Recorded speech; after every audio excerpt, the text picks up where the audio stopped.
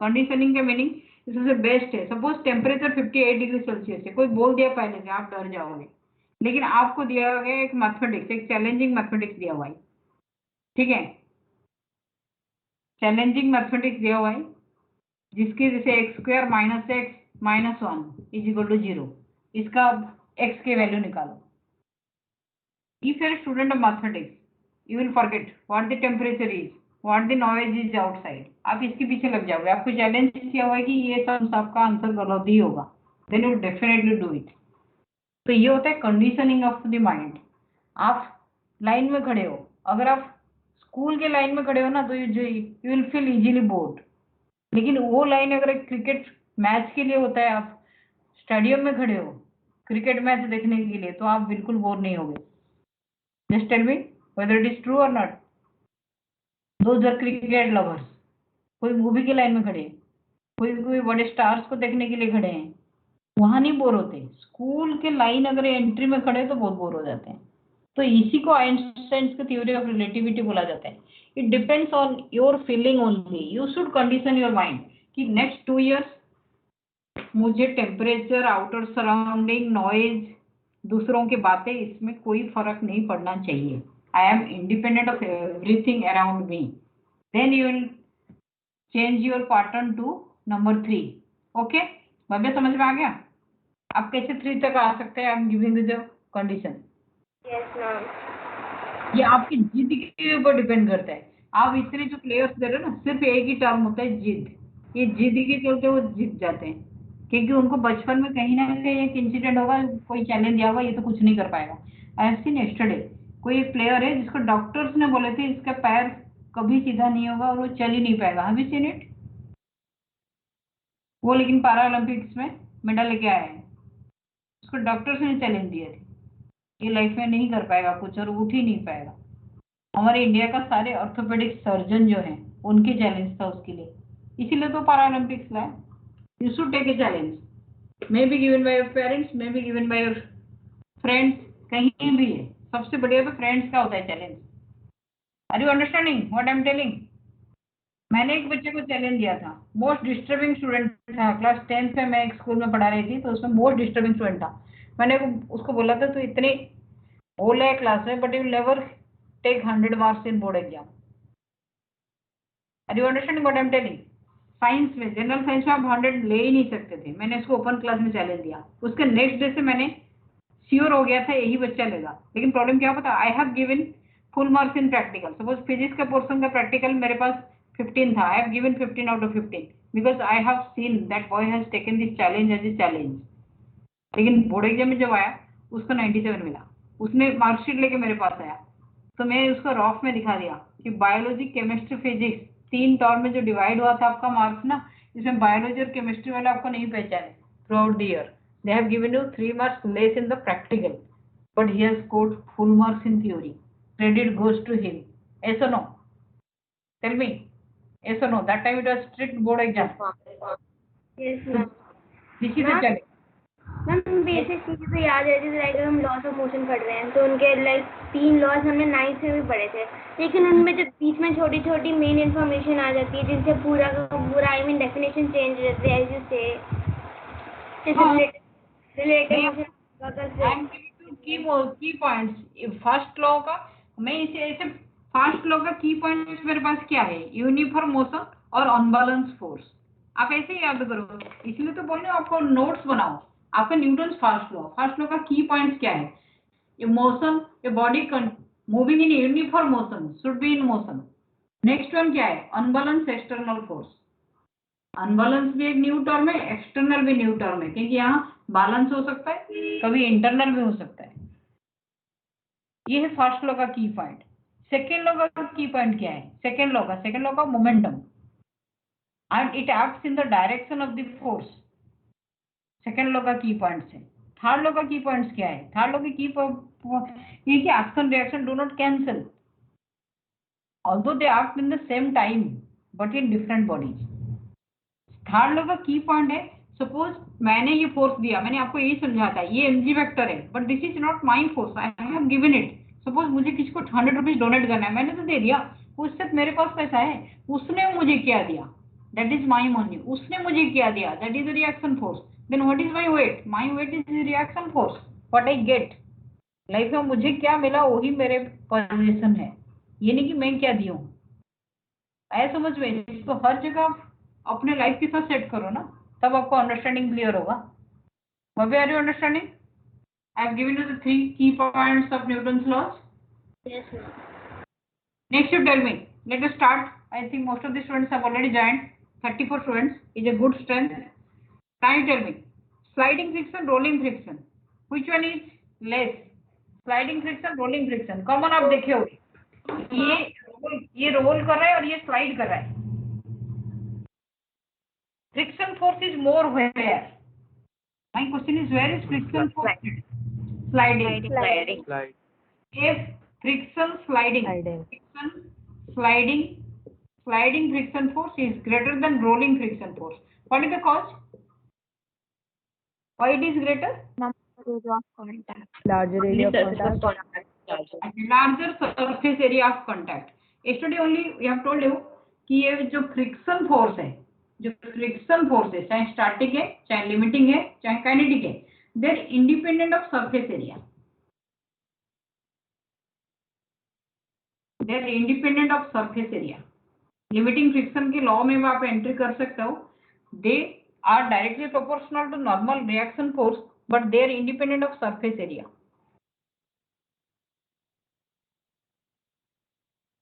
बताओ. They are independent of surface area. यहाँ देखो ये छोटे से बॉक्स है.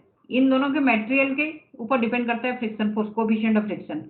आप यहाँ इसको अप्लाई किए, suppose you are pulling it like this, तो इसका दो कंपोनेंट्स हैं. If it is moving in direction, friction force is like this. तो इसमें वेट वेक्टर हो गया. सरफेस एरिया इसका कहाँ आ गया?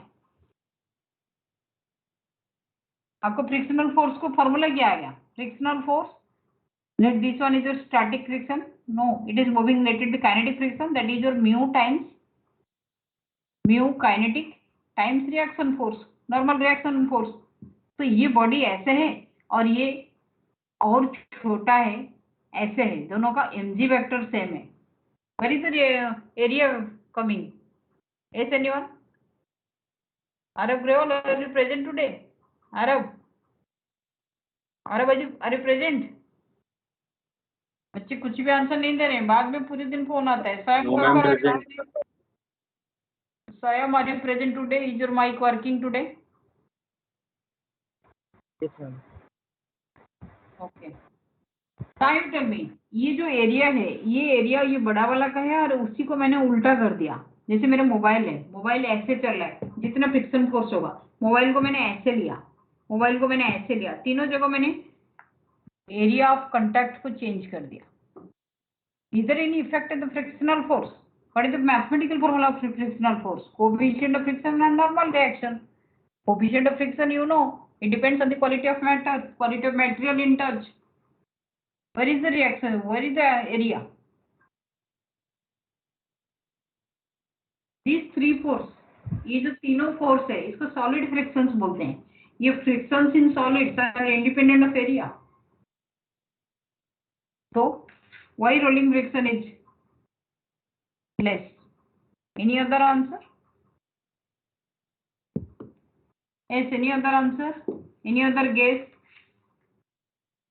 for rolling friction? No? Okay. Now you tell me, fully inflated tires. You must have the habit of cycle riding. नहीं है तो अभी भी कर लो. It is if the tires, ये टायर्स में हवा थोड़ा कम है, ये टायर्स में, साइकिल टायर में हवा पूरा है, फुल्ली इन्फ्लेटेड. ऐसे बोलते हैं ना पूरे पेट भर के खाया है ये. Fully inflated tyres. Cycle riding is easier in which case? First one, second case? इसमें थोड़ा हवा कम है. Second case. Second case. किसी के लिए फर्स्ट वाला केस नहीं है? No, ma'am. साइकिल की कभी फुल्ली इन्फ्लेटेड टायर देखे हो? Girls, any girls? Dishita, I have seen you also ride bicycle. Dishita, tell me. Ma'am, first. Ma'am, time of contact. Yes. Ma'am I mean rolling section में हम एक surface ज़्यादा देर के लिए कांटेक्ट में नहीं रहता सर, मतलब तो फिर वो दूसरा सरफेस आ जाता है। मेरे पहला क्वेश्चन क्या है, सिंपली मुझे आंसर दो। साइकिल राइडिंग स्मूथ एंजॉयबल कहाँ होगा, फर्स्ट केस में सेकंड केस में? First. सेकंड केस में। some are telling first case, some are telling second case. Second case में मेरे साथ कितने हो, just raise your hand. Second case में कौन कौन हो? Manchika, you are in first case or second? Vani, are you in second case? Arav Grewal, second case. Akanksha Sharma, second case. Agnish, Arumita, ये सब सेकंड केस में है। They are telling second case is comfortable. आज तो बारिश हो रहा है, नहीं तो मैं आपको ना अभी साइकिल चलाने के लिए बोल देती। You are wrong actually. Second case is not comfortable. Second case में तो ऐसे रिएक्शन फोर्स इतने जल्दी मिलेगा ना, ये ऐसे जंप करते ही चलेगा।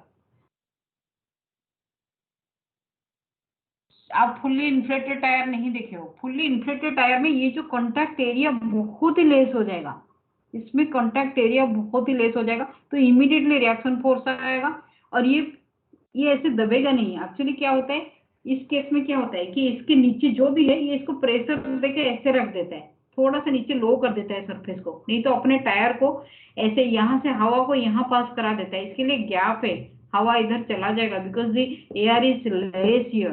तो इसमें क्या है, इसको फ्रिक्शन जो मिलता है वो हेल्प करता है चलने के लिए। यहाँ लेकिन इसको फ्रिक्शन ही नहीं मिलता चलने के लिए, क्योंकि हवा इसको स्क्वीज ही नहीं होता, कंप्रेस नहीं होता, तो रिएक्शन फोर्स से ऊपर होता है।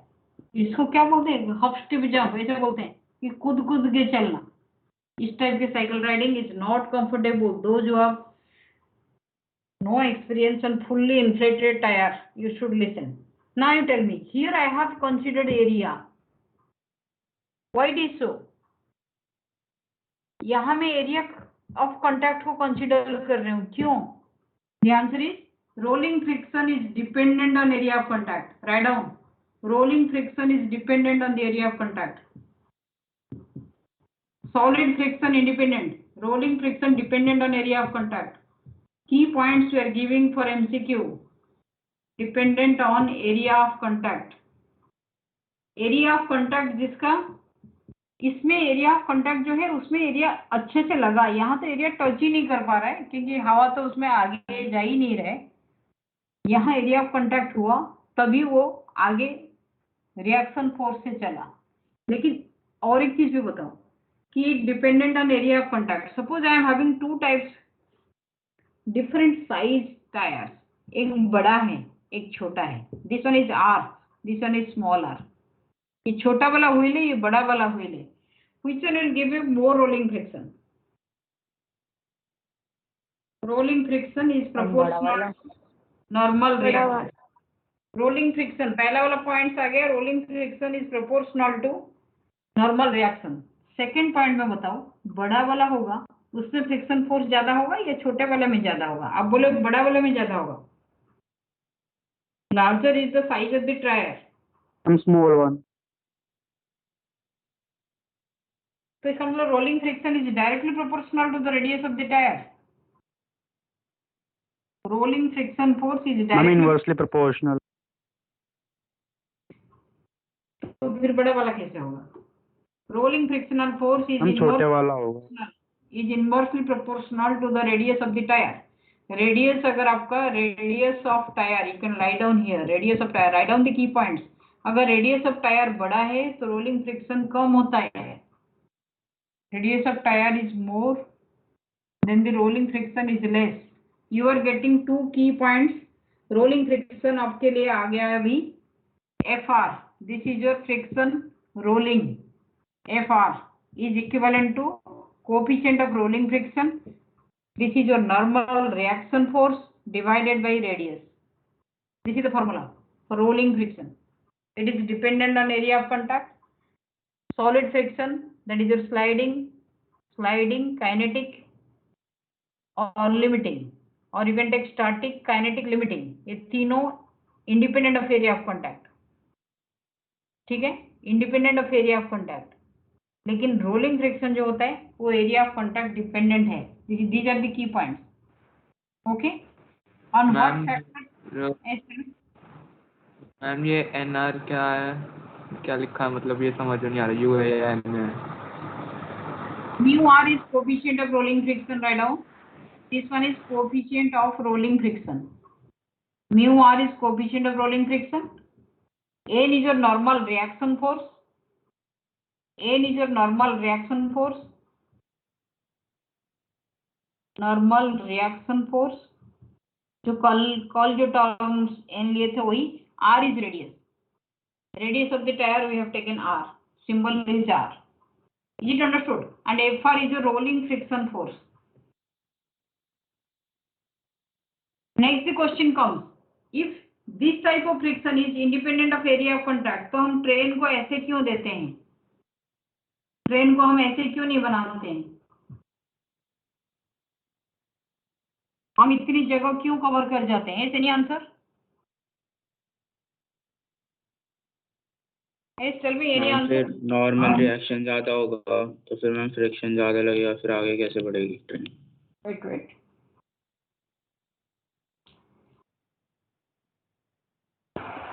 मैम जो ट्रेन की बॉक्सेस रहेंगे वो प्रेशर अप्लाई करेंगे व्हील्स पे, और तो फिर उसकी स्पीड कम हो जाएगी. If the force applied is same, normal reaction force यहाँ भी तो उतना ही होगा, ये सबका तो ऐड हो जाएगा. Ma'am but independently her box में ट्रेन के व्हील्स तो होते ही हैं सबके पास, बट अगर हम सबको एक के ऊपर एक रख देंगे तो फिर वो प्रेशर तो अप्लाई करेंगे इतने सारे बॉक्सेस एक ही व्हील्स पे. जितने भी होंगे वहाँ. आप मैथमेटिकली सही नहीं बोल रहे. ये F है, नॉर्मल रिएक्शन फोर्स सारे एडिशन हो जाएगा, क्योंकि आप जब एक्सीलरेशन निकालते हो ना, acceleration for this particle, suppose ये M1 है, ये M2 है, ये M3 है, ये M4 है, एक्सीलरेशन आपका क्या आ जाता है? F divided by M1 plus M2 plus M3 plus M4 ऐसे आता है. तो एक्सीलरेशन तो यहाँ भी सेम है, यहाँ भी सेम है. What is the practical problem that you have to tell here? हमें एरिया ऑफ कांटेक्ट टायर का देखना है ना, हमें ट्रेन का थोड़ी ना देखना है.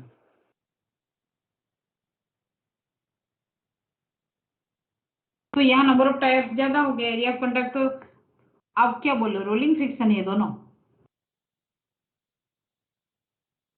अगर ये बॉक्स है, सपोज इसके नीचे कुछ नहीं है, टायर ही नहीं, ये बॉक्स है.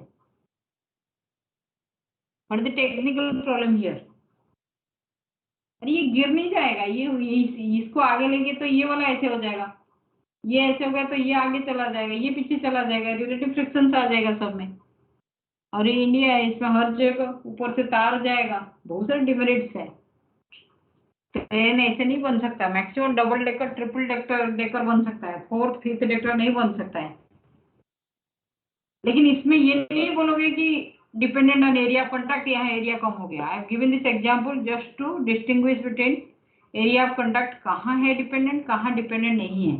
Again I am giving the conclusion. सारे स्लाइडिंग फ्रिक्शन, स्टैटिक, काइनेटिक और लिमिटिंग, तीनों independent of area of contact, dependent on normal reaction.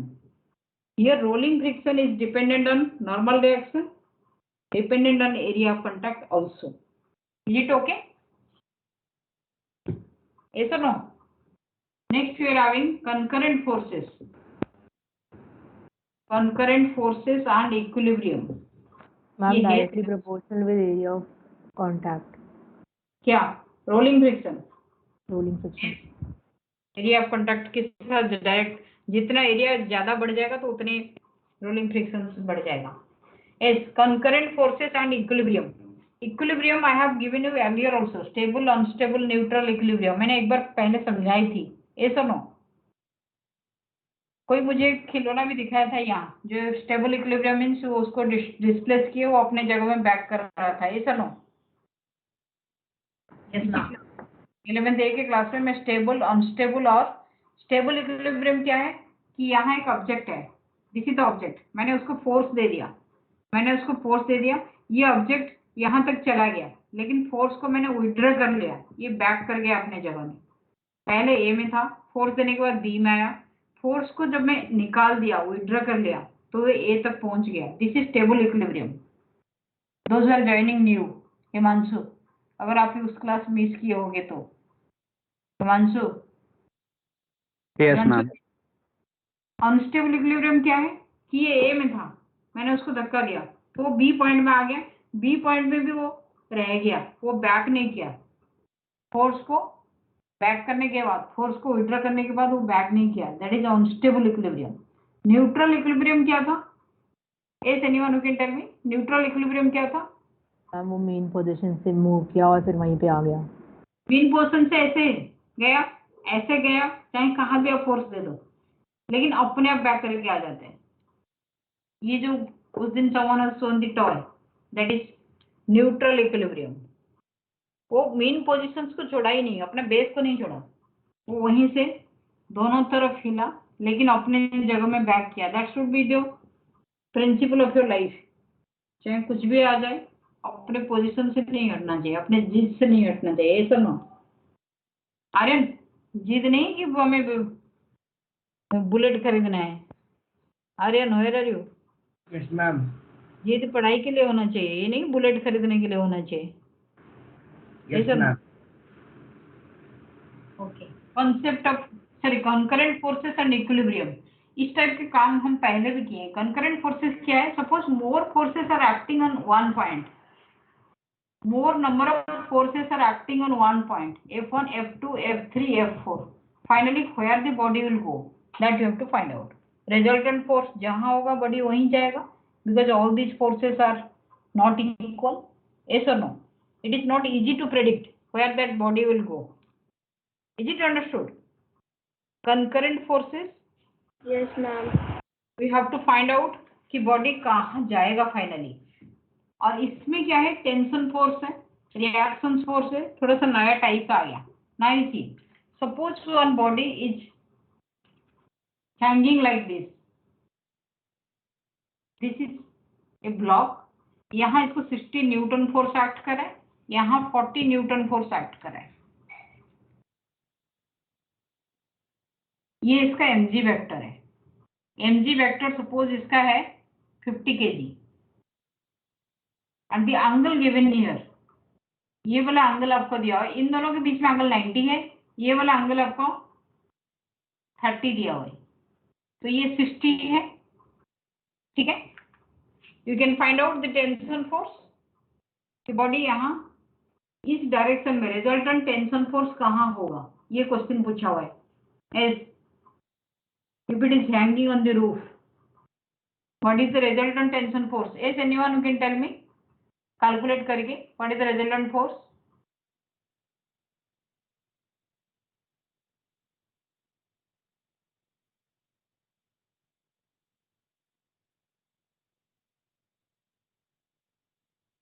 Ma'am 15। Ma'am 30√3 है क्या?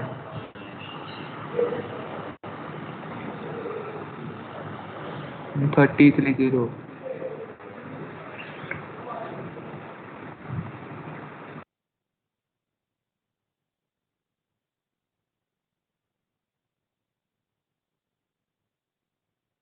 मैम सॉरी मैम, 0 होगा, 0।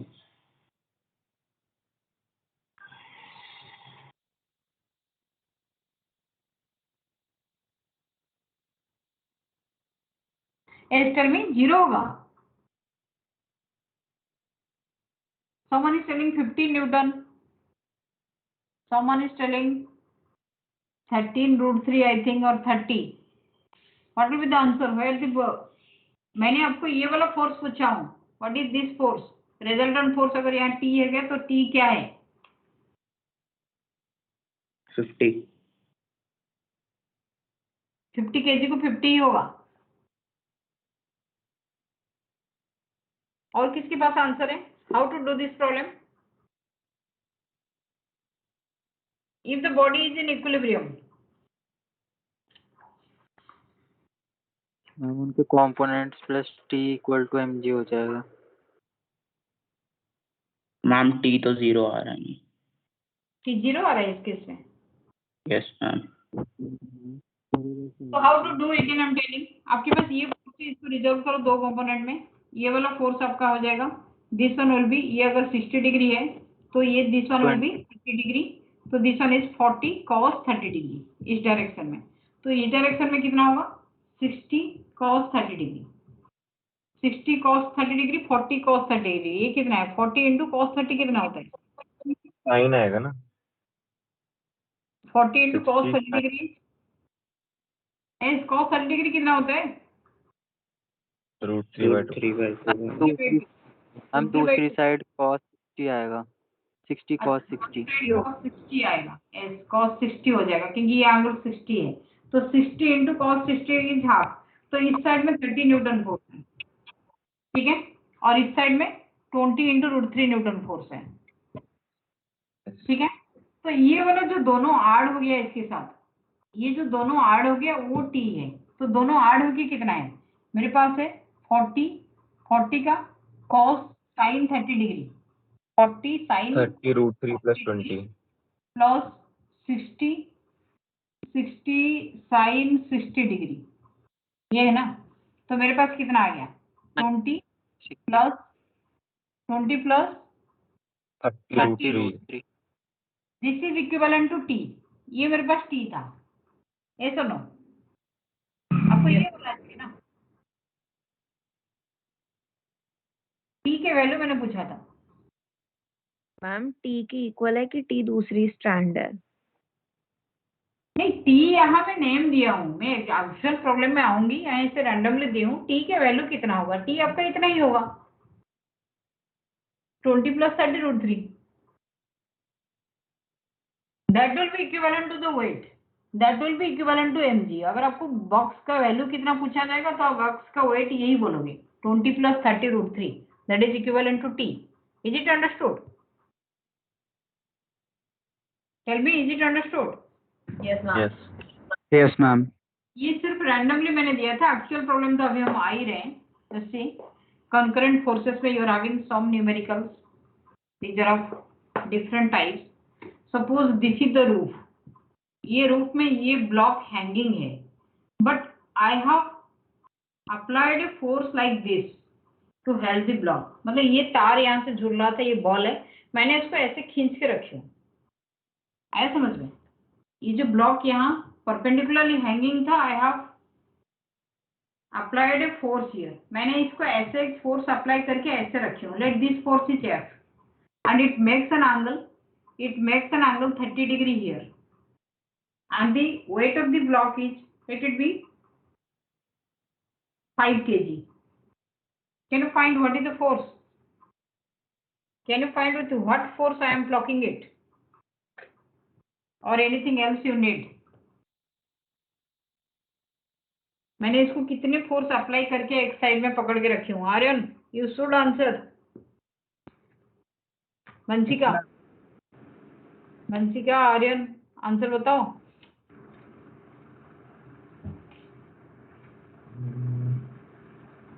मैम G10 लेना है ना? G10 ले लो। Ma'am 25 √3 25 √3। Who is giving this answer? Aman. Aman, you are present today. Ma'am 50 √3 50 √3 yes ma'am, 50 मैं absent दे रहा हूँ। अमन, tell me, बहुत दिन हो गए मैं absent दे रहा हूँ आपको। नहीं मैम प्रेजेंट हूँ मैं तो हर क्लास में। absent देके चल रहे हो। एक बार तो आपको बोल देना चाहिए था ना, जब नाम आ रहे है उस टाइम आप बोलते ही नहीं।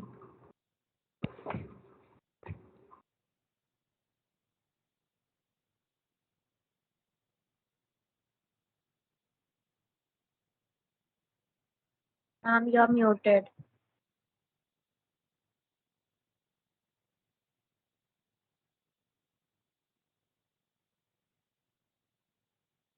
मैम आप म्यूट हो रखे हो।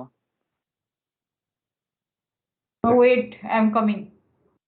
Tell me the answer. 50 √3. Anyone else who is matching? Ma'am मेरा भी 50 √3 आ रहा था। 50 √3. 50 √3 will be the correct answer. Wait, I am changing the device. Just for a minute. Yes, others you try.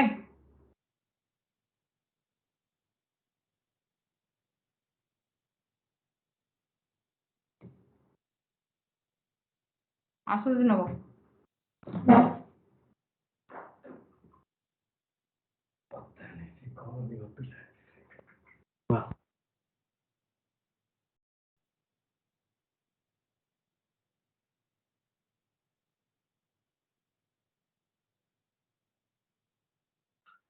Yes, tell me. 50 root 3 is the final answer. Tell me. Is it not audible? Ma'am, you are audible. Ma'am ये वो tilde हो गया. I mean, क्या हो गया? Ma'am board सीधा ही दिख रहा. Yes, ma'am. That I'll change.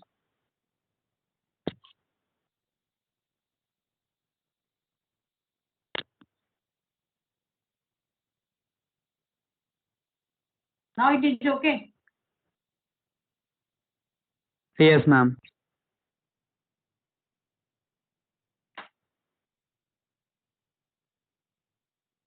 Is 50 root 3 finally? Any doubt here? If this one is t, Vanshika, have you done it? Vanshika, tell me, have you done it? If this one is t, how can you resolve? This one is t. Then this angle is 30 degree. Tell me, how I will resolve? ये angle कितना हो जाएगा? If this one is 30, what will be this angle? 30. Vanshika, why not 30? This will also be 30. Then this one, suppose here t, so this one will be t cos theta. T cos 30 degree. T cos 30 degree is equivalent to my f. And here it is Yes. mg. Mg is your 5 into 10. And what is the reaction force? The reaction force will be like this. So ये reaction force आपका कितना Sin होगा? 30. T T sin 30. ये 30 degree. This one is T sin 30 degree. Yes or no? तो आपके पास दो equation क्या है? T sin 30 degree is equivalent to 50. So what is T? Then you put T cos 30 degree. आया समझ में? No zero. Yes. T sin 30 degree is this one. So T is equivalent to sin 30 degree is your half. T is कितना हो गया T? 100. ये half है 100. T is your 100. तो यहाँ T को 100 पुट कर दो, यहाँ √3/2 कर लो, तो 50 √3. This is the quickest answer. 50 √3 Newton given by Aman. Aman, you have given this answer? Yes, Yes ma'am. or no? Yes, तुम्हारे ma'am. इंटरनल असेसमेंट मार्क्स, तुम्हारे इंटरनल असेसमेंट मार्क्स फुल हो चुका है. We should ask the answers from others now. Okay, now you take another question. Suppose you are given like this. You are given a body is blocked here. ये रूप में है. यहाँ force है T1. This one is T2. T1 T2.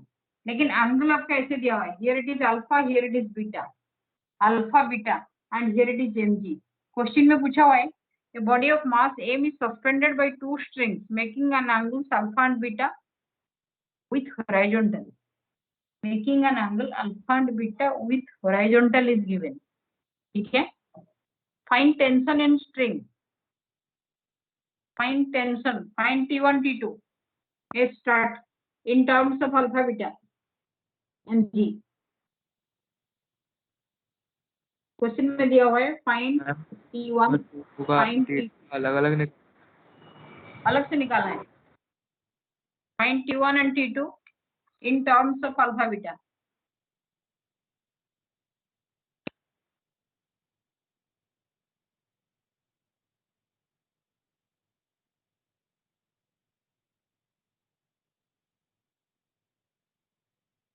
Find T1 and T2. Ma'am T1 sin alpha plus T2 sin beta is equals to mg आना चाहिए relation. Relation से क्या लेना देना? मुझे तो T1 T2 इंडिविजुअली चाहिए.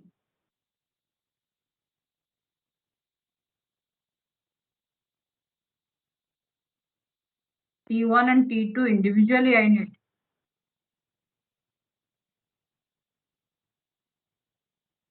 Yes, any answer you are getting? T1 है.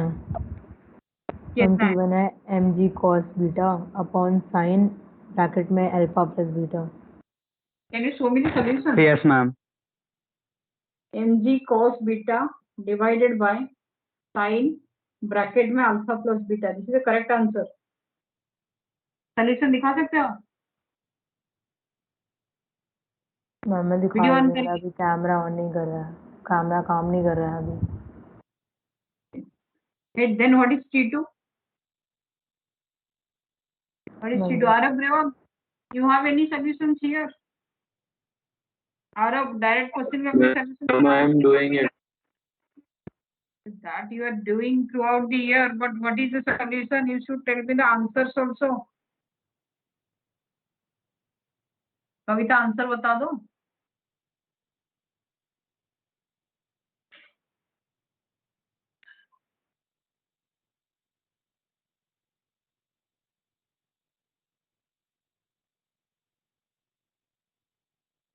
Ma'am mg cos square beta by sine alpha plus beta into cos alpha. और भी थोड़ा सिंपलर फॉर्म में बताओ। mg cos alpha upon sin alpha plus beta. Yes ma'am.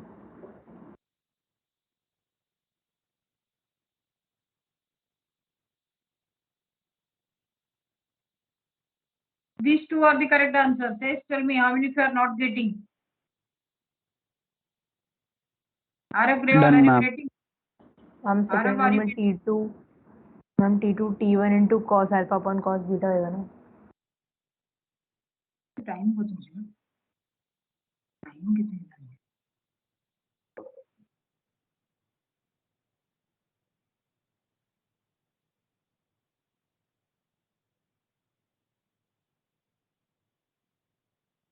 As it is T1 cos alpha by cos beta, you can put the value T1, then you will get it. Any doubt here? किसको ये समझ में नहीं है? Aarab Rewal, Aarab tell me, Arumita, Pragya, where are you? हम explain कर दो एक बार क्वेश्चन। इसमें से आप देखो यहाँ, ये आपका mg वेक्टर है, ठीक है? ये जो T2 है ये बीटा है, तो आप इसको रिजोल्व करो। अगर आप रिजोल्व करोगे तो यहाँ बीटा हो जाएगा। सेम प्रॉब्लम हम अभी किए हैं, तो ये हो जाएगा T2 cos बीटा, और इस साइड में क्या आ जाएगा? ये T1 है, this will be T1 cos alpha. तो आपके पास इक्वेशन आ गया, T1 cos alpha is equivalent to T2 cos beta. This is equation number 1। Equation number 2 में आपका mg वेक्टर आएगा, mg वेक्टर हियर, और यहाँ जो जाएगा वो क्या जाएगा? T2 sin beta. ये तो रिजोल्यूशन वेक्टर से ऐसे काम में आता है। ये T2 cos बीटा होगा, तो ये T2 sin बीटा है। ये इतना तो समझ में आता है resolution of vector. Yes ma'am. Yes sir no? T2 sin beta plus T1 sin alpha is equivalent to mg। ये दोनों इक्वेशंस में आपको T1 T2 निकालना है। T1 की वैल्यू यहाँ ले लो, T2 cos beta by cos alpha, तो यहाँ T1 की वैल्यू पुट कर दो, you can get T2। Understood? आए समझ में? Yes ma'am. Yes ma'am. 2-3 बच्चे खाली एस मैडम बोल रहे हैं, सीमा मैडम भी वही बोल रहे थे। पूरे क्लास में 2-3 बच्चे एस मैडम बोलते हैं और किसी को नहीं समझ में आते हैं, और दे डोंट इंटरेक्ट। फाइनली बताओ, कंकरेंट फोर्सेस बहुत ही ज्यादा न्यूमेरिकल्स है, लेकिन motion of connected bodies, write down, motion of connected bodies आपके पास नहीं है सिलेबस में, लेकिन कंकरेंट फोर्सेस है, इक्विलिब्रियम ऑफ फोर्सेस है। These are the topic related to equilibrium of forces. Now I am giving another answer. If you are given a question like this, same question मैं अभी दी थी, concurrent forces का यही question commonly आता है। This is your T, ठीक है? And I have, ये ऐसे नहीं था, ये ऐसे सीधा हैंगिंग कंडीशन में था, मैंने इसको इस डायरेक्शन में फोर्स अप्लाई किया। Same question I am giving, but force का डायरेक्शन मैंने चेंज कर दिया। लेकिन यहाँ जो बॉडी हैंगिंग कंडीशन में है, ये है 5 kg वेट, 5 kg वेट, ये नहीं कि 5 दिया हुआ है आपको kg, ये 5 kg वेट दिया हुआ है, एंड फोर्स दिया हुआ है 50 न्यूटन, फोर्स इज 50 न्यूटन, ठीक है? What is the tension in the rope? ये रोप में टेंशन कितना पूछा हुआ है? What is the tension in the rope? Find it. Ma'am angle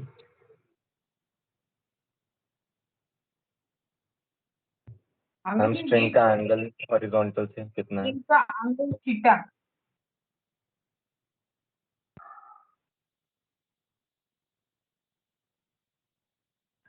theta के टर्म्स में बताना है। A mass of 5 kg is suspended by a rope of length 2 meter. Length of the rope 2 meter.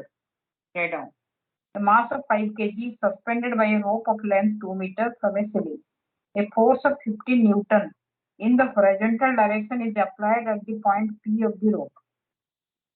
चलो ये पॉइंट को P माना, ठीक है? As shown in figure. What is the angle the rope makes with the vertical equilibrium? As ये angle theta भी question में पूछा हुआ है। क्वेश्चन में पूछा हुआ है टेंशन फोर्स कितना है, थीटा एंगल कितना है, ठीक है? What is the angle? What is theta? You can take G as 10. Ma'am angle तो 45 आ रहा है।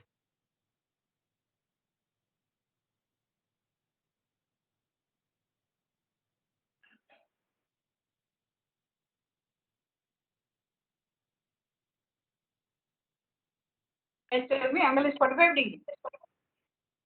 Angle is 45 degree coming. Yes ma'am. Yes, ma'am. And ma'am tension आएगी 50√2। Tension is 50√2. Arab Reval, tell me, are you getting this answer? आरब कोई एक तो solutions बता दो। ये नहीं कि सारी चीज सिर्फ एग्जामिनेशन हॉल में आता है, यहाँ नहीं आता है। मैम एक बार बता दो दोबारा। खुद एक बार तुम समझाओ। You are asking Bhavya, you are asking only, और कनक किसने पूछा? कनक कनक तुम पूछे ना। कनक मुझे खुद बताओ, मैं उसके आपके अकॉर्डिंग मैं चलूंगी अभी। Just tell me what to do first. अभी प्रीवियस प्रॉब्लम में हम किए थे, अभी इस क्वेश्चन में मुझे पहले क्या करना है? मतलब इससे पहले जो 2 क्वेश्चन करवाई हूँ these are of same pattern.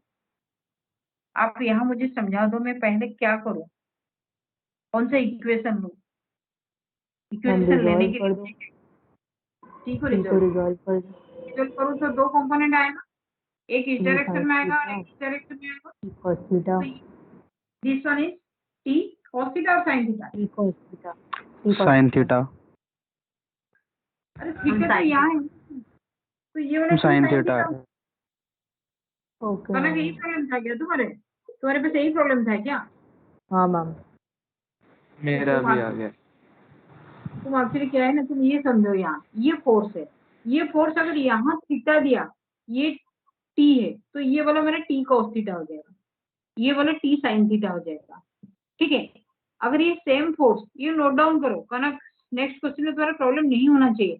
अगर यहाँ थीटा दिया तो ये वाला क्या हो जाएगा, टी cos थीटा, जहाँ थीटा है हॉरिजॉन्टल वो बन गया, तो ये टी sin थीटा बन गया, वर्टिकल कंपोनेंट आया।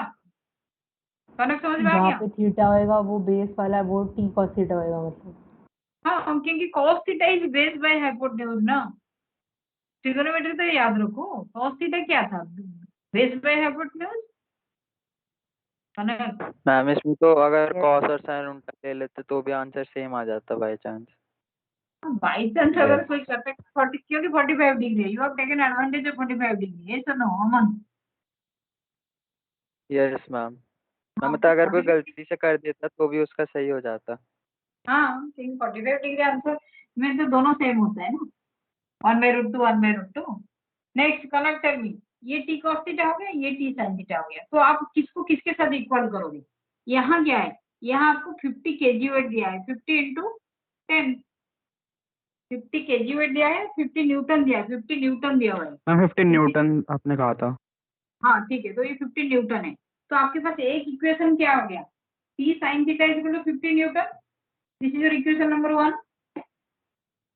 Yes ma'am. ऐसा हम दूसरी हो जाएगी t cos theta is equal to 50 newton again. हाँ, ये भी 50 न्यूटन, तो फिर sin theta by cos theta 1, then tan theta 1, theta is 45 degree. बहुत इजी प्रॉब्लम था ये, सुनो ऐसे कोई नहीं देगा इस बार मेरे में क्या क्या घर में दे देंगे। Connected motion of connected bodies pulleys actually इतना सीरियसली नहीं दिया हुआ है सिलेबस में, लेकिन हो सकता है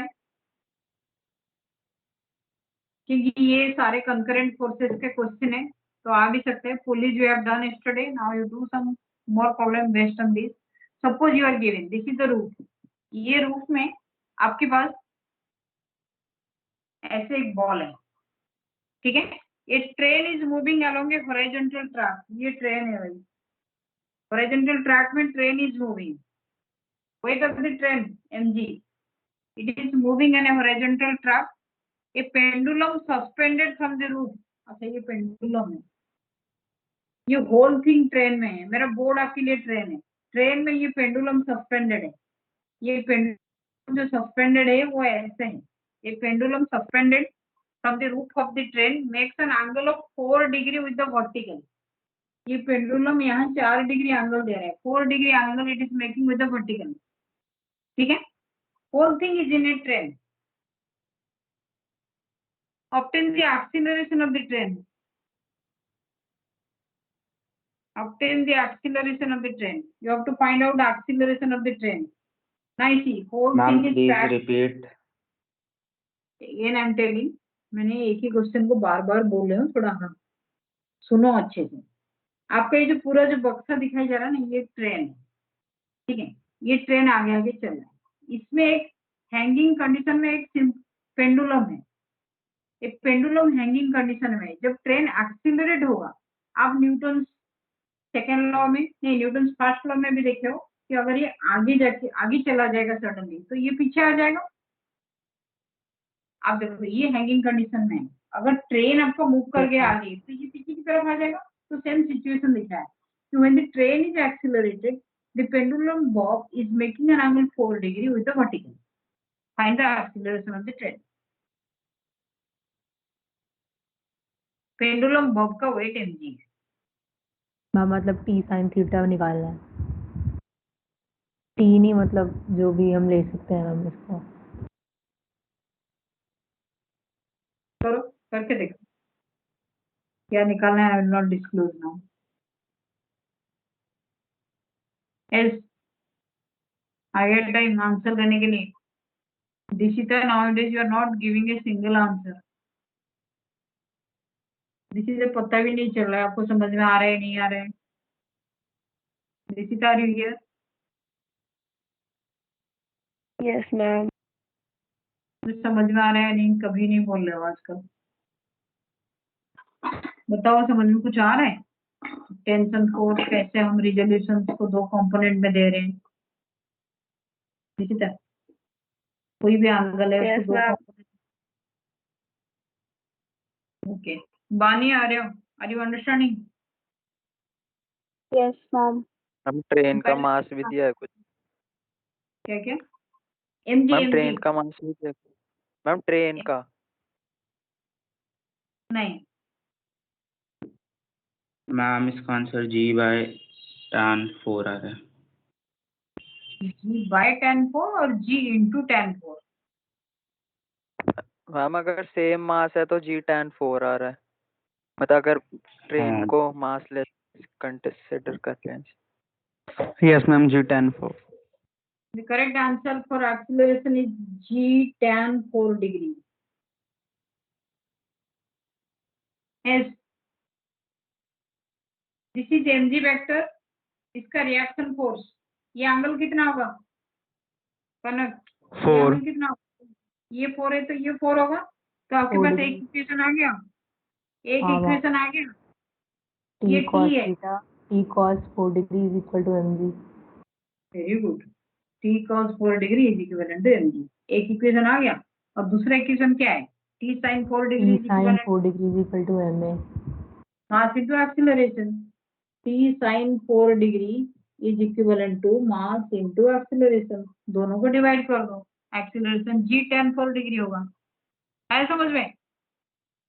ओके, आगे चलते हैं। आर्यन सिन्हा, आर्यन आर्यन कहाँ हो तुम? ब्रेकफास्ट करने चले गए क्या? ओके, समझ में आ गया? Yes, ma'am. Akanksha, are you understanding? Yes, ma'am.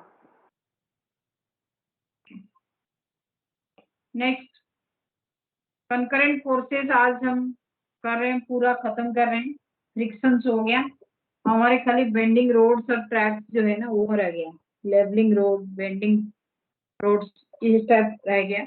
वो भी वर्क फॉर एनर्जी में रिपीट हो रहा था, लेकिन हम यही करवा देंगे। Next question you take, suppose you are given page again, एक बॉडी को आप यहाँ से ये T1 फोर्स है, ये T2 फोर्स है, ठीक है। T1 T2 are the tension, ये रूफ है, यहाँ है 30 डिग्री, यहाँ है 60 डिग्री, 30 डिग्री 60 डिग्री आपको क्वेश्चन में पूछा हुआ है, और यहाँ 1 kg बॉडी है, here you are having 1 kg body, ठीक है। A ball of mass 1 kg hangs in equilibrium from 2 strings. These are the 2 strings. What are the tensions in these 2 strings? What are the tensions? ये जो angle है ये 150 degree दिया हुआ है, ये वाला एंगल 150 डिग्री दिया हुआ है, ये वाला एंगल 90 डिग्री दिया हुआ है, और ये वाला एंगल 120 डिग्री दिया हुआ है। You are given 3 angles, you are given 3 forces. ये आपका mg वेक्टर है, ये T1 T2, 3 फोर्सेस 3 एंगल। कौन से थ्योरम लगाना चाहिए वेक्टर्स का? Which theorem of vectors are applicable here? जल्दी निकालने के लिए। मैम इसमें ma'am Lamis theorem. Ma'am A by sin।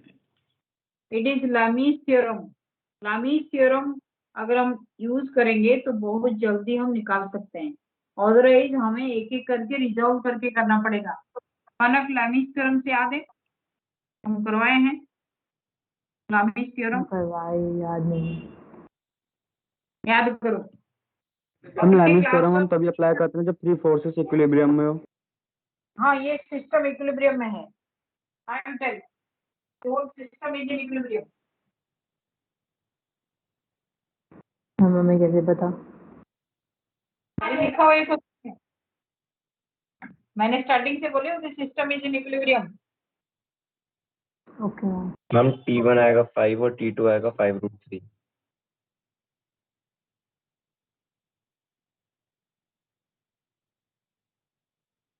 Again, T1 is 5. Yes, and T2 is 5√3. T1 is 5, T2 is 5√3 is correct. T1 is 5 Newton, T2 is 5√3 Newton. कनक अभी समझो, लामिस theorem के according क्या दिया गया था?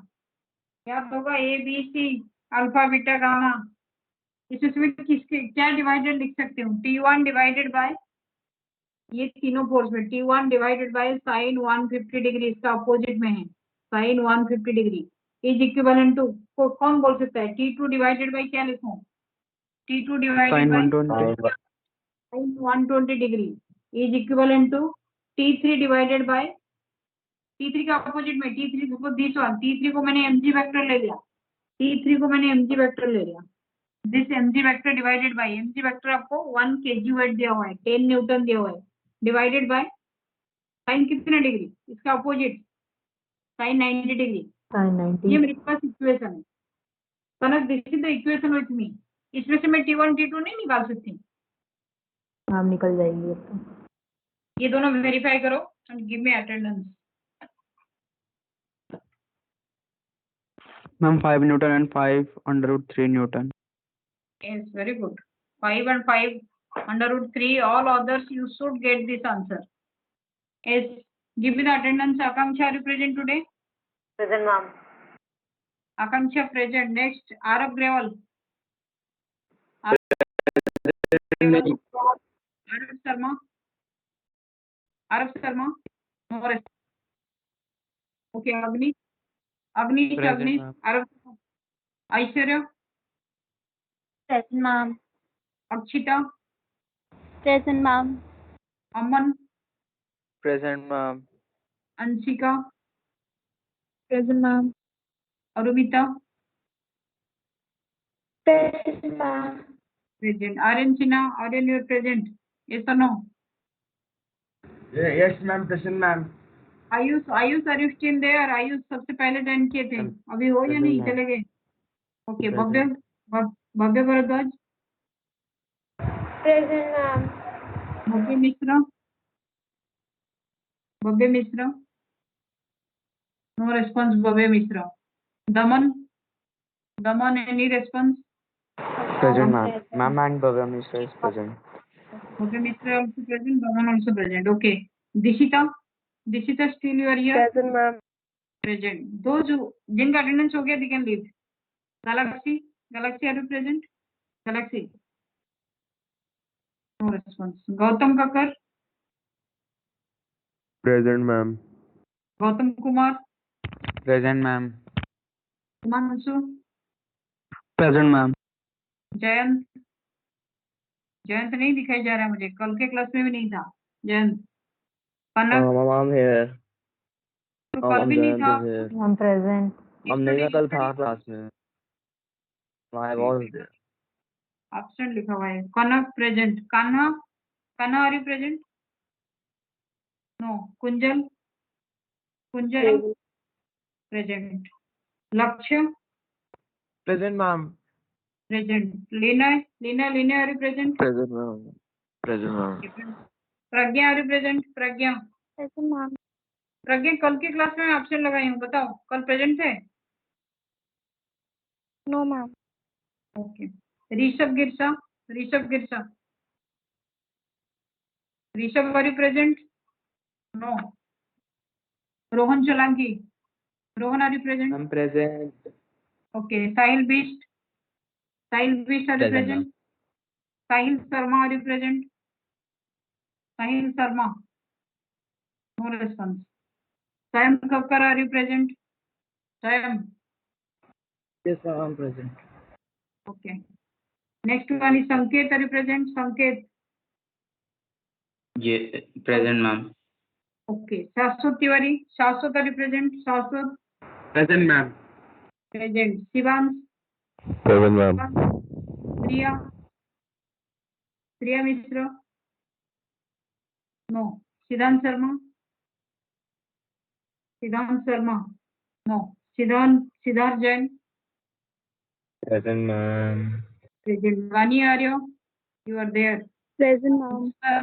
Vanshika you are there? Now I am telling absentees. Sahil Sharma, absentees के नाम दोबारा बोलती हूँ। सिद्धांत शर्मा, श्रिया मिश्र, एंड इस साइड में आपका Rishabh Girsa, next Kanha, next Galaxy. इनमें से कोई अगर प्रेजेंट हो तो बताओ। मैम आपने मेरा नाम नहीं लिया ma'am. What's your name? Ma'am Devansh. Devansh, तुम्हारा नाम तो बहुत पहले से आ गया, प्रेजेंट भी दिया हुआ है। अच्छा ओके मैम, मैंने क्योंकि अनम्यूट करके बोला ही नहीं था। नहीं, देवांश है। Okay. Okay, can leave the class. Galaxy नहीं आ रहा है, ये इतने लोग कहाँ चले गए? Okay, can leave the class.